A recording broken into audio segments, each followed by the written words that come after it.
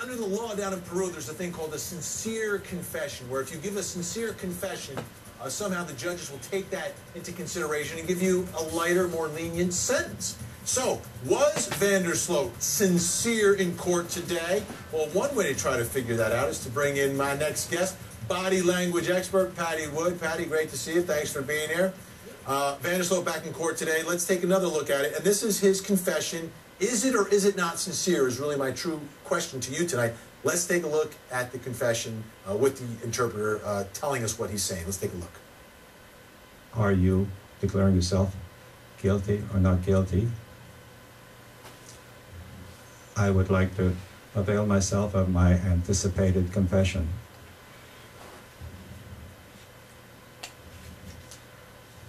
As in the first moment, I want to give a sincere confession. I am truly regretful for what I have done. I feel very bad. So at this moment, then, you consider yourself guilty of the facts. Yes, ma'am. And so you accept the entire contents of the prosecutorial accusation as well as the payment of civil reparations. Yes. So you go to the earlier accusation with its full content and ramifications. Yes, I do. Be seated. All right. Patti, there's a lot of things going on there. Right, but before we even talk about that, I want to start with his arrival in court. As we watch it, tell me what you see from Sloot as he's entering the courtroom. Let's take a look at his arrival. Here he is. What do you see from this guy in terms of body language as he's entering that courtroom, Patti? And what you see is he's doing a search. The most dramatic part is when he goes to sit down, he kicks his legs out all the way straight in front of him, if you can catch that in just a second. Here, he's not really present and conscious and in his body. We don't see the later smirks. Now, let's do this now. Let's fast forward and let's go back to the actual confession itself when he's standing up inside the courtroom.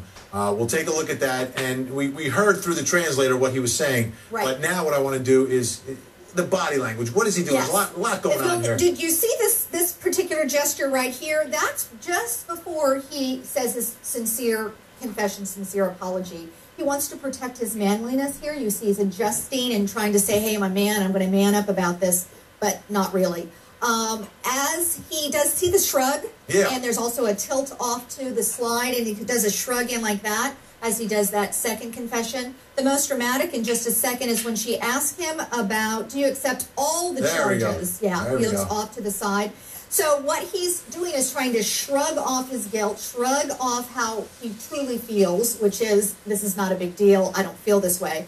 And he doesn't want to accept all the charges. He shrugs those off, and he does a violent nose wipe, and then he does this weird thing where he pulls at his pants.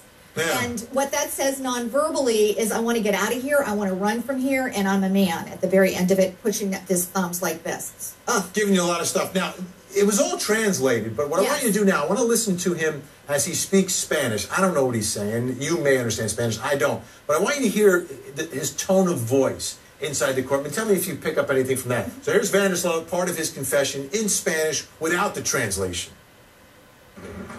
Entonces usted en este momento se considera culpable de los hechos. Sí, señor. Ya conforme también acepta usted todo el contenido de la acusación fiscal, así como el pago de la reparación civil. Ya, yo me acojo a mi... Usted se acoge a la conclusión anticipada. Sí, señor. En todo el contenido de la acusación. Ya. Muy bien. Tome asiento.